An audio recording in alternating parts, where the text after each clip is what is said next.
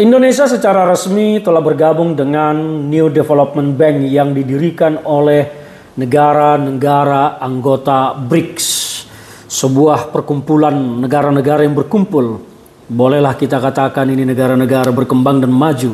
Yang di sana ada China, ada Rusia, ada Brazil, dan beberapa negara lain, Afrika, dan sekarang Indonesia juga bergabung di BRICS.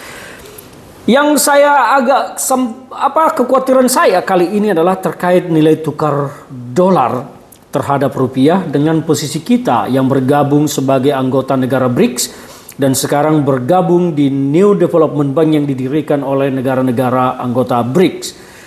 NDB ini kabarnya telah memiliki modal dasar sebesar 100 miliar dolar Amerika. Ini menjadi sebuah pertanyaan bagi saya karena NDB ini dan BRICS ini target besar mereka sebetulnya, target besarnya adalah untuk dedolarisasi, mengurangi perdagangan dunia menggunakan mata uang dolar karena memang selama ini dolar telah menjadi mata uang terkuat di dunia yang dipergunakan oleh semua negara, bahkan sampai kalau perlu di hutan pun dolar bisa berlaku.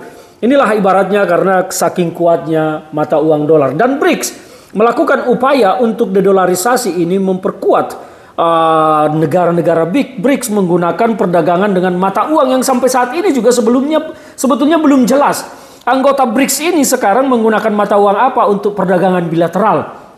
Karena BRICS juga belum punya mata uang sendiri. Cina masih punya sendiri, ada yuan dan renminbi, mata uang lokal dan mata uang perdagangan internasional. Rusia juga punya, semuanya masih punya mata uang sendiri dan belum punya mata uang yang menyatukan.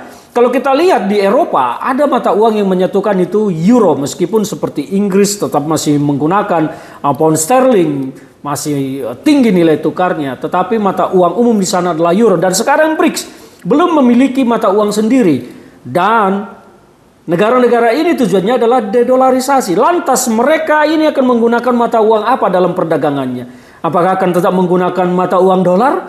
Karena modal dasar dari NDB New Development Bank juga adalah katanya uang dolar, 100 miliar dolar. Tidak disebut dalam mata uang di luar dolar.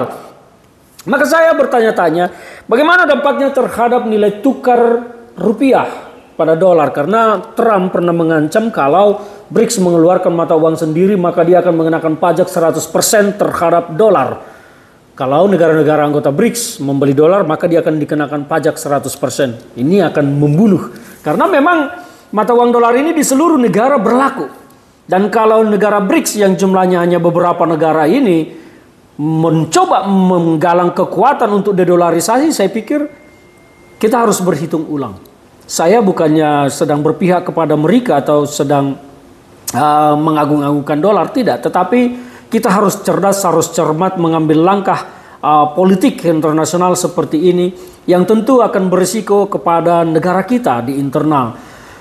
Tentu bagi saya, BRICS kalaupun memang mampu akan sangat bagus terhadap kita karena akan mengurangi dominasi dolar dan membuat mata uang rupiah kita mungkin akan membaik. Tetapi ketika kita tidak mampu menghadapi dominasi dolar di pasar, maka rupiah kita akan ambruk dan ini akan menjadi risiko besar bagi mata uang rupiah. Dan akhirnya apa? Ketika nilai tukar dolar nanti akan semakin tinggi, maka impor kita yang masih banyak menggunakan dolar dan hutang kita yang sangat tinggi menggunakan dolar, tentu rupiah akan ambruk dan tentu akan membawa resesi bagi kita. Saya tidak tahu pertimbangan apa yang dipergunakan oleh Pak Presiden dan juga Kementerian Keuangan dalam hal ini mengambil langkah ini. Apakah sudah dipersiapkan semua atau hanya ini sekedar panas-panas emosional sesaat karena ingin melakukan sesuatu yang berbeda.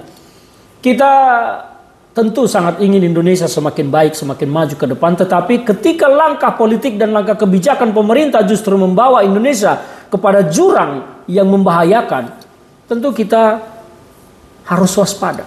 Sebagai masyarakat kita harus berkomentar dan tidak boleh diam. Bagi saya bukan ekonom, tapi saya menggunakan nalar logika saya melihat situasi ini. Bergabungnya Indonesia di BRICS dan di NDB tidak akan membawa sesuatu yang lebih baik kepada Indonesia, apalagi kalau upayanya dedolarisasi. Saya pikir tidak mungkin sepanjang BRICS tidak membuat mata uang sendiri, karena perdagangannya mungkin akan tetap menggunakan dolar. Jadi targetnya dedolarisasi itu tidak akan tercapai. Dan kedua, saya ingin memberi contoh bagaimana kuatnya Amerika. Indonesia, Pertamina dengan Rosneft dari Rusia telah menandatangani kerjasama joint venture membangun kilang minyak di Tuban. Bahkan Pertamina telah membebaskan lahan di sana ribuan hektar untuk mendirikan kilang minyak tersebut. Dan ini sudah bertahun-tahun. Hampir 5 tahun tidak bisa berjalan karena apa? Rusia disanksi oleh Amerika. Sehingga pembangunan kilang tersebut tidak bisa berjalan sampai sekarang. Dan boleh saya katakan itu telah merugikan keuangan Pertamina triliunan. Karena triliun itu dikeluarkan oleh Pertamina untuk membebaskan lahan di sana. Dan inilah salah satu contoh konkret dan nyata bagi saya bagaimana kekuatan Amerika itu bisa menghentikan kerjasama Indonesia dengan Rusia. Pertamina dengan Rosneft. Coba Anda cari di Google, semua datanya akan ketemu. Kalau memang Indonesia dan Rusia independen mandiri di dunia ini, mengapa pembangunan kilang Tuban tidak bisa berjalan? Ada yang bisa jawab?